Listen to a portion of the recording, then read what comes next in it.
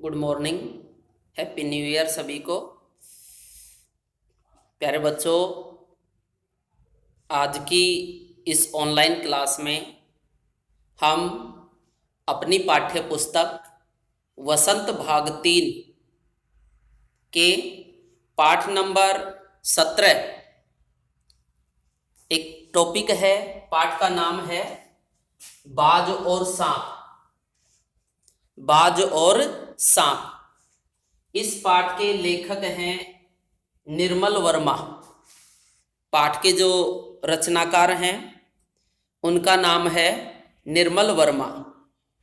इनके द्वारा रचित ये एक पाठ है। ये बाज है। थोड़ी देर के लिए आप इसको बाज माने। ये सांप है। प्यारे बच्चों, आप सभी को पता है समाज में, इस प्रकृति में अनेक प्रकार के जीव जंतु होते हैं, प्राणी होते हैं, जीव होते हैं।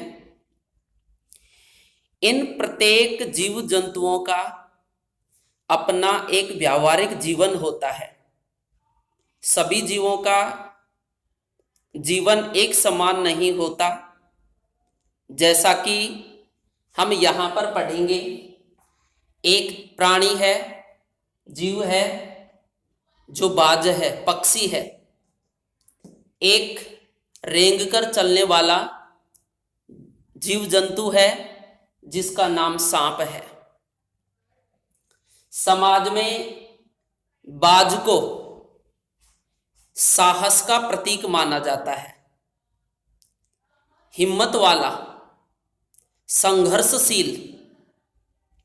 और जो सांप होता है इसको समाज में कमजोर, कायर, डरपोक आदि का प्रतीक माना गया है। यानी कि बाज का नाम लेते ही हमें बाज एक साहस पक्षी होता है, साहसी होता है, हिम्मत वाला होता है, डरने वाला नहीं होता है, संघर्ष करने वाला होता है, ऐसा हमें बोध होता है।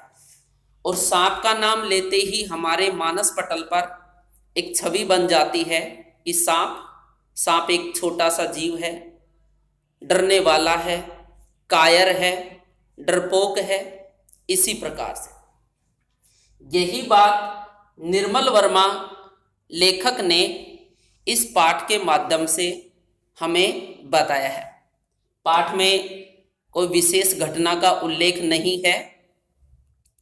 एक पहाड़ी है, उस पहाड़ी में एक गुफा है, उस गुफा में सांप रहता है।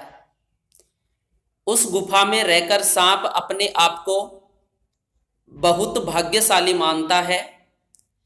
न यहाँ पर इसको किसी चीज का डर है, आराम से अपना जीवन यापन कर लेता है।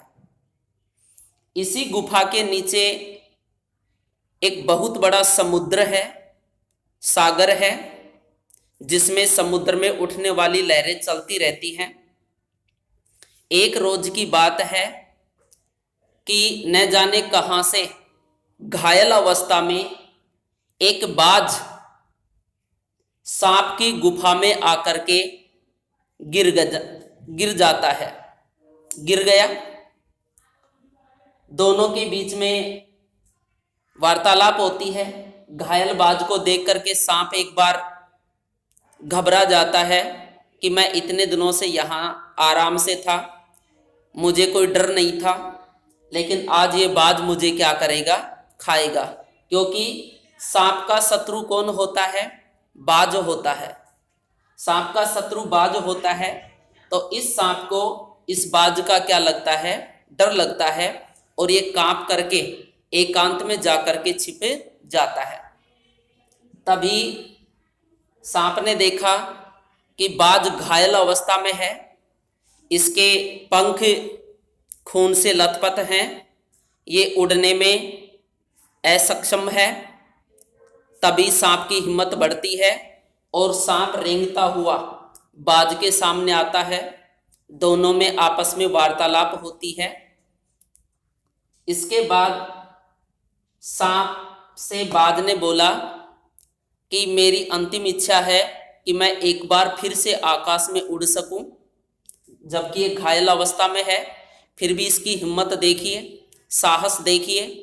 ये कहता है मैं आकाश में उड़ना चाहता हूँ। सांप कहता है आकाश में ऐसा है क्या जिसको पाने के लिए तुम आकाश में उड़ना चाहते हो। फिर भी सांप ने इसको बताया कि आप चाहो तो आकाश में एक बार फिर से उड़ सकते हैं।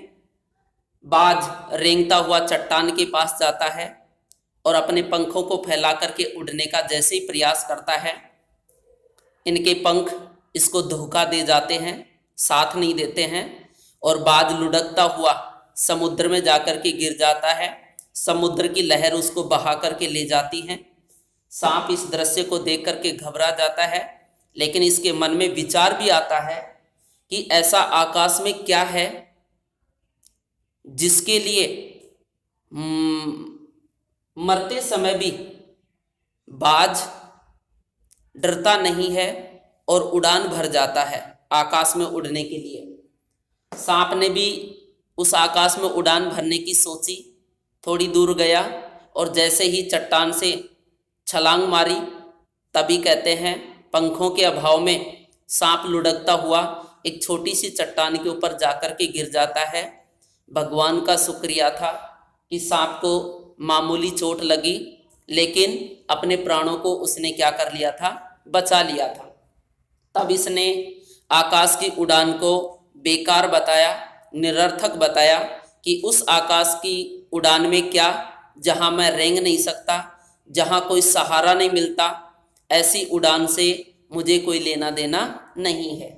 कहते हैं उसी समय समुद्र की लहरें जब चट्टानों से, पहाड़ से टकरा रही थी तो उसमें कलकल छल छल की आवाज़ आ रही थी, जो एक प्रकार का संगीत था। और वो संगीत बाज की प्रशंसा कर रहा था कि बाज साहसी पक्षी है, साहसी लोगों की ही इस दुनिया में चर्चा होती है। इस प्रकार से बाज को एक हिम्मत, साहस वाला पक्षी बताया गया है। इस प्रकार से यह हमारा एक चैप्टर चलेगा। लीजिए अब हम इसी चैप्टर को विस्तार से पढ़ लेते हैं। पाठ कुछ इस प्रकार से रहेगा।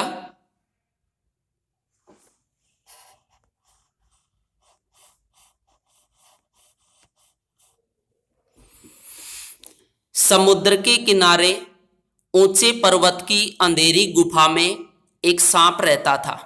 समुद्र है, समुद्र के किनारे एक पहाड़ है, पहाड़ में एक गुफा है, गुफा में अंधकार फैला हुआ है क्योंकि वहां तक सूर्य की रोशनी नहीं पहुंची है। उसी अंधेरी गुफा में एक सांप रहता था, सर्प रहता था। विषधर, विष को धारण करने वाला ये सांप का पर्यायवाची है। समुद्र की तूफानी लहरें धूप में चमकती, झिलमिलाती और दिन भर पर्वत की चट्टानों से टकराती रहती थी। समुद्र, जिसको सागर भी कहते हैं, सागर भी कहते हैं, समुद्र भी कहते हैं जिसको, उसकी तूफानी लहरें, तूफान मचाने वाली लहरें जब समुद्र के बीच से उत्पन्न होकर किनारे की तरफ आती तो उनके ऊपर जैसे ही सूर्य का प्रकाश पड़ता तो कहते हैं वो लहरें बिजली की तरह चमकने लग जाती, बिजली की तरह झिलमिलाने लग जाती और समुद्र से उत्पन्न होकर किनारे पर जाकर चट्टान से क्या करती थी, टकराती थी। ऐसा रोज का कार्य था। पर्वत की अंधेरी घाटियों में एक नदी भी बहती थी। उसी पर्वत के दो पहाड़ों के बीच में जो रास्ता जगह होती है उसको घाटी कहते हैं, और उस घाटी में एक नदी बहती थी। अपने रास्ते पर बिखरे पत्थरों को तोड़ती, शोर मचाती हुई यह नदी बड़े जोर से समुद्र की ओर लपकती जाती थी। ये जो नदी थी वो अपने रास्ते में आने वाले बड़े जो पत्थर थे उनको बहा करके ले जाती, अपनी लहरों से उनको तोड़ती और तोड़ करके ये नदी शोर मचाती हुई, क्योंकि कोई भी नदी जब बहती है तो शांति से चुप रह करके नहीं बहती, शोर शराबा करती रहती है। इसी प्रकार से उस पहाड़ की घाटी में भी एक नदी रास्ते में आने वाले पत्थरों को तोड़ती हुई आगे की ओर क्या कर रही थी, बढ़ रही थी। जिस जगह पर नदी और समुद्र का मिलाप होता था वहां लहरें दूध के झाग सी सफेद दिखाई देती। यानी कि कोई भी नदी होती है वो पहाड़ों से निकलती है और बहते बहते बहते अंत में वह कहाँ जाकर के मिल जाती है, किसी न किसी समुद्र से या किसी न किसी सागर से या किसी न किसी झील से जाकर के क्या हो जाती है, मिल जाती है। ऐसे ही ये नदी भी एक समुद्र में जाकर के मिलती, लेकिन समुद्र में मिलने से पहले उसकी जो तरंगे थी, लहरें थी, वे सफेद दूध के झाग के समान क्या करती थी, नजर आती थी। क्योंकि समुद्र में मिलने से पहले नदी अनेक धाराओं में बट जाती है और उसका जो जल होता है वो सफेद नजर आता है। ऐसे लगेगा जैसे दूध होता है उसका रंग भी कैसा होता है, सफेद, और उसमें जो झाग उत्पन्न होते हैं ऐसे ही झाग समुद्र में मिलने से पहले उस नदी में भी पैदा हो रहे थे। अपनी गुफा में बैठा हुआ सांप सब कुछ देखा करता। अब सांप अपनी गुफा में बैठा रहता, कभी अपनी गुफा को छोड़ता नहीं था। यहां बैठ करके समुद्र में और नदी में जो हलचल होती थी उस हलचल को बैठा बैठा क्या करता था, रोज देखता रहता था। जैसे किन किन चीजों को देखता, सुनता, लहरों का गर्जन। समुद्र से जब लहर उत्पन्न होती हैं तो भयंकर गर्जना करती हैं, आवाज करती हैं। कभी समुद्र के किनारे आप गए हो तो आपको पता चलेगा कि जब बीच समुद्र में लहर उत्पन्न होती है और जैसे जैसे वो किनारे की तरफ लौटती है तो कहते हैं भयंकर शोर शराबा करती हैं। आकाश में छिपती हुई पहाड़ियां, उसी समुद्र के किनारे जो पहाड़ी थी वो पहाड़ियां बहुत ऊंची थी, इतनी ऊंची थी कि आकाश में जाकर के क्या हो जाती थी, छिप जाती थी। यानी कि आकाश में ऊपर की ओर देखने पर हमें वह पहाड़ी नजर नहीं आती थी। टेढ़ी मेढ़ी बल खाती हुई उन्हीं पहाड़ों के बीच में कभी इधर कभी उधर दाएं बाएं टेढ़ी मेढ़े रास्ता बनाते हुए बीचों बीच एक क्या बहा करती थी, नदी बहा करती थी। गुस्से से भरी हुई आवाजें, उस समय उस नदी में भयंकर आवाज आती थी। ऐसा लगता मानो नदी को क्या आ रहा हो, गुस्सा, क्रोध आ रहा हो, आवेश। जैसे आवेश में हमारी श्वासें फूल जाती हैं और हमारे शरीर से एक अजीब प्रकार की आवाज आने लग जाती है, इसी प्रकार से उफान के समय उस नदी में भी भयंकर आवाज निकल करके आती थी। इन सबको सांप बैठा बैठा क्या करता था, देखा करता था। वह मन ही मन खुश होता था कि इस गर्जन तर्जन के होते हुए भी वह सुखी और सुरक्षित है। ऐसे कहते हैं जब नदी में, सागर में लहरें उत्पन्न होती हैं तो उनके सामने जो कोई आता है वो नष्ट हो जाता है, उसका सर्वनाश हो जाता है। लेकिन सांप अपने आप को भाग्यशाली मान रहा था कि समुद्र में और इस नदी में भले ही कितनी गर्जना तर्जना होती रहे, गर्जन होती रहे, लहरें उत्पन्न होती रहे, लेकिन उनका मेरे ऊपर कोई क्या नहीं पड़ेगा, प्रभाव नहीं पड़ेगा। क्योंकि सांप की गुफा समुद्र तथा नदी से काफी दूर और काफी ऊंचाई पर थी, जहां तक समुद्र की लहरें क्या नहीं कर सकती थी, पहुंच नहीं सकती थी। कोई उसे दुख नहीं दे सकता। इस दुनिया में कोई भी ऐसा नहीं है जो सांप को क्या कर सके, दुख पहुंचा सके। इसीलिए सांप गुफा में रहकर अपने आप को भाग्यशाली, सुखी महसूस किया करता था। सबसे अलग, सबसे दूर वह अपनी गुफा का स्वामी है। इस समुद्र से काफी दूर है, सबसे अलग है। सभी जीव जंतुओं का जीवन यापन करने का तरीका अलग है और सांप का जीवन यापन करने का तरीका सब जीवों से क्या है, अलग है। और एकांत में रहता है और पूरी गुफा का खुद क्या बन करके बैठा हुआ है, मालिक। क्योंकि उस गुफा में सांप के अलावा कोई दूसरा जीव जंतु नहीं था। न किसी से लेना न किसी से देना। सांप का जीवन, सांप का व्यवहार ऐसा था कि इसको किसी से कोई मतलब नहीं था। कौन दुखी है, कौन सुखी है, क्या हो रहा है, क्या नहीं हो रहा है, इन बातों से सांप को कोई लेना देना नहीं था। इसके लिए एक लोकोक्ति चलती है, लेबो को एको न देबो को दो। न किसी से लेना न किसी को देना, अपने आप में क्या रहना, मस्त रहना, मगन रहना। दुनिया की भागदौड़ छीना झपटी से वह दूर।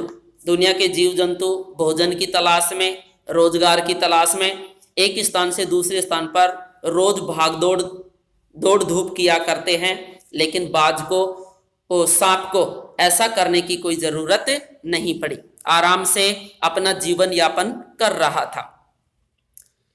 सांप के लिए यही सबसे बड़ा सुख था, और सांप अपने आप को सुखी इसलिए मानता था कि दुनिया के सभी जीव जंतु दिन भर चैन से नहीं रहते, इधर उधर भाग दौड़ धूप करते रहते हैं, लेकिन मुझे ऐसा करने की कोई जरूरत नहीं पड़ी है। इसीलिए सांप अपने आप को सौभाग्यशाली मानता था।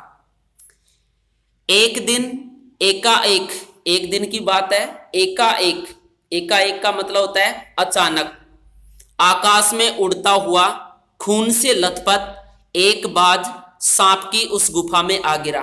एक दिन की बात है कि एक घायल अवस्था में एक बाज न जाने कहां से उड़ता, लड़खड़ाता हुआ, लुढ़कता हुआ उसकी गुफा में आकर के क्या हो गया, गिर गया। उसकी छाती पर कितने ही जख्मों के निशान थे। जब सांप ने उसको देखा तो उसके शरीर के ऊपर जगह जगह पर घाव बने हुए थे, जैसे मानो किसी ने उसको काटा हो, पीटा हो, या किसी पेड़ पौधे से टकराकर वह घायल हो गया हो।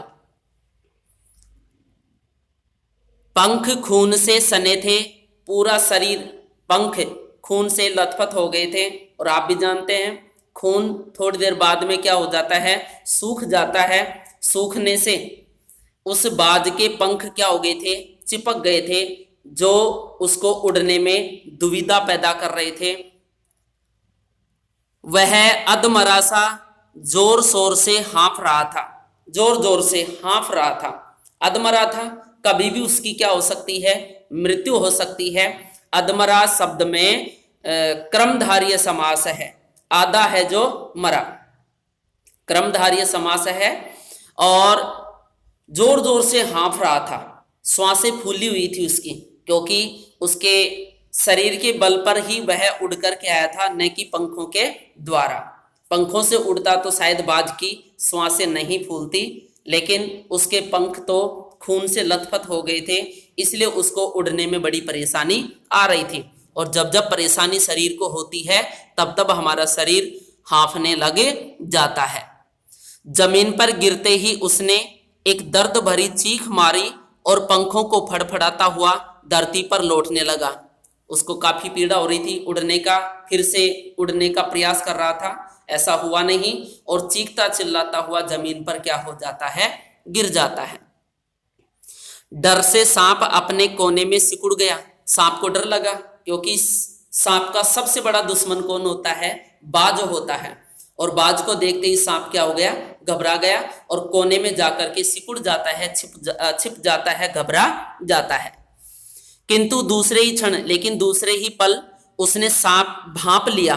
भांप लेने का मतलब होता है समझ लेना, जान लेना, जानकारी प्राप्त कर ली उसने कि बाज जीवन की अंतिम सांसें गिन रहा है, कि बाज इतना अधिक घायल है कि इसके शरीर से प्राण कभी भी क्या कर सकते हैं, निकल सकते हैं।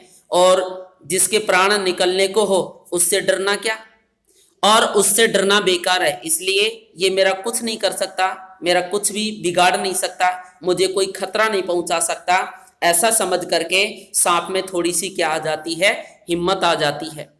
यह सोचकर उसकी हिम्मत बंधी, उसमें हिम्मत आती है और वह रेंगता हुआ, टहलता हुआ उस घायल पक्षी के पास, अर्थात किसके पास, बाज के पास जा पहुंचा। उसकी तरफ कुछ देर तक देखता रहा, दूर बैठ करके उसकी तरफ देखा, उसकी स्थिति को देखा, फिर मन ही मन खुश होता हुआ बोला, मन ही मन खुश होता है और बोलता है, क्यों भाई इतनी जल्दी मरने की तैयारी कर ली कि तुम तो महान हो, तुम तो आकाश में ऊंचाई तक उड़ान भरने वाले हो, तुम तो जीव जंतुओं को मौत देने वाले हो, आज तुम खुद मृत्यु को प्राप्त होने वाले हो, आपने इतनी जल्दी हिम्मत कैसे हार ली? अभी और शिकार कीजिए, क्योंकि तुम्हारा कार्य यही था। बाज ने एक लंबी आह भरी, बाज घायल अवस्था में था, दुखी था, पीड़ित था, परेशान था। उसके मुंह से एक दुख भरी लंबी श्वास निकलती है और फिर बोलता है, ऐसा ही दिखता है कि आखिरी घड़ी आ पहुंची है। कि सांप तुम सही कह रहे हो, मेरी इस स्थिति को देख करके मुझे ऐसा लगता है कि मानो अब मेरी अंतिम घड़ी नजदीक आ चुकी है। लेकिन मुझे कोई शिकायत नहीं, लेकिन यदि मैं मर जाऊं, मृत्यु मुझे प्राप्त हो जाए, तो मृत्यु से मुझे कोई शिकायत नहीं है, क्योंकि शिकायत वो करते हैं जिनकी कुछ कमियां रह जाती हैं। बाज अपने जीवन में कोई कमी छोड़ा ही नहीं, क्योंकि वो खुद बता रहा है, मेरी जिंदगी भी खूब रही भाई, कि मेरा जो जीवन था वो सर्वश्रेष्ठ था, सबसे अच्छा था, सबसे उत्तम था। क्यों? जी भरकर उसे भोगा है। मुझे जो जीवन मिला है, मैंने उस जीवन को, मैंने अपनी जिंदगी को, मैंने अपनी लाइफ को अच्छे तरीके से क्या किया है? भोगा है, जिया है। यानी कि दुनिया के जीव जंतु दिन भर टेंशन में रहते हैं, दुखी रहते हैं, परेशान रहते हैं, लेकिन बाज कहता है, मुझे अपनी जिंदगी में किसी प्रकार की कोई परेशानी नहीं रही और मैं शांति पूर्वक आराम से सुखों का भोग करता रहा। भोग करने का मतलब होता है खाना, खा लेना। जब तक शरीर में ताकत रही, हिम्मत रही, कोई सुख ऐसा नहीं बचा जिसे न भोगा हो। यानी कि जब तक मेरे शरीर में हिम्मत थी, तब तक दुनिया का ऐसा कोई सुख नहीं बचा जिसको मैंने क्या नहीं किया हो? चखा नहीं हो, खाया नहीं हो, भोगा नहीं हो। दूर दूर तक उड़ाने भरी मैंने अपनी जिंदगी में, दूर दूर तक, आकाश में ऊंचाई तक, धरती पर बहुत दूर तक, एक देश से दूसरे देश तक, एक महाद्वीप से दूसरे महाद्वीप तक मैंने क्या भरी है? उड़ान भरी है। आकाश की असीम ऊंचाइयों को अपने पंखों से नापा है। कहते हैं आकाश बहुत ऊंचा है, वहां तक कोई नहीं जा सकता, लेकिन एक बाज ऐसा पक्षी है जो आकाश की ऊंचाई को अपने पंखों के माध्यम से क्या करके आता है? नाप करके आता है। तुम्हारा बड़ा दुर्भाग्य है कि तुम जिंदगी भर आकाश में उड़ने का आनंद कभी नहीं उठा पाओगे, लेकिन तुम अपने आप को दुर्भाग्यशाली मानो। मैं तो सौभाग्यशाली हूं जो जमीन पर भी चलता हूं और आकाश में भी क्या कर सकता हूं? उड़ सकता हूं।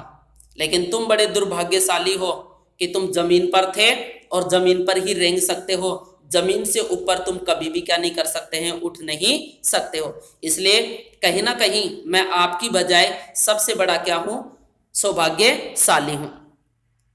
सांप बोला, बाज की बात को सुनकर के सांप बोलता है, आकाश, आकाश को लेकर क्या मैं चाटूंगा?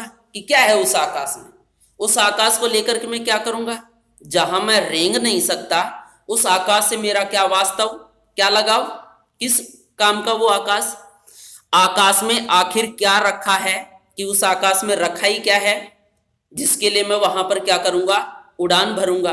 अब देखिए, जब कोई व्यक्ति को कोई चीज प्राप्त नहीं हो पाती है तो कहीं ना कहीं अपने मन को संतुष्टि देता ही है। ठीक है, वही बात यहां पर है। क्या मैं तुम्हारे आकाश में रेंग सकता हूं? कि बताइए, मैं इस धरती पर रेंग सकता हूं, लेकिन क्या मैं तुम्हारे उस आकाश में जिसकी तुम उड़ान भर चुके हो, जिसकी तुम यहां पर मेरे सामने प्रशंसा कर रहे हो, क्या वो तुम्हारा आकाश मुझे रेंगने देगा? ना भाई, तुम्हारा आकाश तुम्ही को मुबारक हो कि ये तुम्हारा जो आकाश है वो तुम जैसे पक्षियों को ही क्या हो? मुबारक हो, अच्छा हो। मेरे लिए तो यह गुफा भली, मेरे लिए तो केवल यही गुफा क्या है? अच्छी है, सर्वश्रेष्ठ है, इतनी आरामदेह है। सबसे ज्यादा आराम तो मुझे इसी गुफा में ही मिलता है और सुरक्षित जगह और कहाँ होगी? मेरे लिए यही गुफा सबसे सुरक्षित गुफा है जहां मुझे कोई खतरा नहीं है। और ऐसी सुरक्षित जगह इस दुनिया में मुझे कहीं और नहीं ढूंढने पर भी मिलेगी। सांप मन ही मन बाज की मूर्खता पर हंस रहा था। सांप बाज की इस मूर्खता के ऊपर क्या कर रहा था? हंस रहा था। वह सोचने लगा कि आखिर उड़ने और रेंगने के बीच कौन सा भारी अंतर है, कि उड़ना और रेंगना सांप समान मानता है जबकि दोनों में अंतर है। रेंगा जमीन पर जाता है, उड़ान जमीन पर भी, जमीन से ऊपर भरी जाती है, लेकिन सांप दोनों को कहीं ना कहीं एक मान रहा था कि इसमें कौन सी बड़ी बात होगी। मैं रेंग कर एक स्थान से दूसरे स्थान पर जाता हूं और तुम उड़ करके एक स्थान से दूसरे स्थान पर जाते हो, इसमें कौन सी बड़ी बात हो गई। अंत में तो सबके भाग्य में मरना ही लिखा है और ये जीव इस संसार में आया है, चाहे सुख भोगे चाहे दुख भोगे, अंत में सबको मृत्यु को प्राप्त होना ही है। शरीर मिट्टी का है, मिट्टी में ही मिल जाएगा। मेरा शरीर, सभी का शरीर 5 भौतिक पदार्थों से बना हुआ है और हमारा ये जो शरीर जिसकी हम इतनी देख रेख करते हैं, एक दिन यह इसी मिट्टी में क्या हो जाएगा? मिल जाएगा, क्योंकि इस शरीर के निर्माण में 5 भौतिक पदार्थों में एक भौतिक पदार्थ कौन सा भी माना गया है? मिट्टी को भी माना गया है। और इसीलिए कहते हैं कोई भी जीव जंतु जब नष्ट होता है, मर जाता है, प्राण उसके शरीर से निकल जाते हैं, तो 10 दिन बाद में, 5 दिन बाद में उसके शरीर की क्या बन जाती है? मिट्टी बन जाती है, क्योंकि ये शरीर मिट्टी का बना हुआ है। अचानक बाज ने अपना झुका हुआ सिर ऊपर उठाया और उसकी दृष्टि सांप की गुफा के चारों ओर घूमने लगी। घायल अवस्था में बाज को थोड़ी सी राहत मिलती है। उसने अपनी दृष्टि गुफा के चारों तरफ क्या की? दौड़ाई। देखा तो क्या पाया? चट्टानों में पड़ी दरारों से पानी गुफा में टपक रहा था। जो चट्टान थी, पहाड़ी जो गुफा थी, उसमें जो दरारें थी, सुराग थे, उन दरारों से पानी क्या कर रहा था? नीचे गिर रहा था। सीलन और अंधेरे में डूबी गुफा में एक भयानक दुर्गंध फैली हुई थी। दिन रात पानी टपकने से वहां सीलन हो गई थी, नमी हो गई थी और पूरी गुफा के अंदर अंधेरा फैला हुआ था। सीलन की वजह से वहां पर भयंकर बदबू आ रही थी, दुर्गंध आ रही थी, मानो कोई चीज वर्षों से पड़ी पड़ी सड़ गई हो। ऐसा लग रहा था मानो इस गुफा में कोई वस्तु कई सालों से पड़ी हुई थी और पानी की इन बूंदों में भीग करके वह सड़ गई हो और सड़ करके दुर्गंध को क्या कर रही हो? फैला रही हो। तो ठीक है बच्चों, आज की इस ऑनलाइन क्लास में हम इतना ही कर पाएंगे। बाकी का जो चैप्टर है उसको हम अगली कक्षा में क्या करेंगे? पूरा करेंगे। उम्मीद करता हूँ वीडियो आपकी भरपूर मदद करने वाला है। निश्चित तौर पर आपको वीडियो समझ में आया होगा। आपको पाठ को समझने में कोई समस्या नहीं आई होगी। यदि कोई डाउट हो तो कमेंट करके ज़रूर बताएं।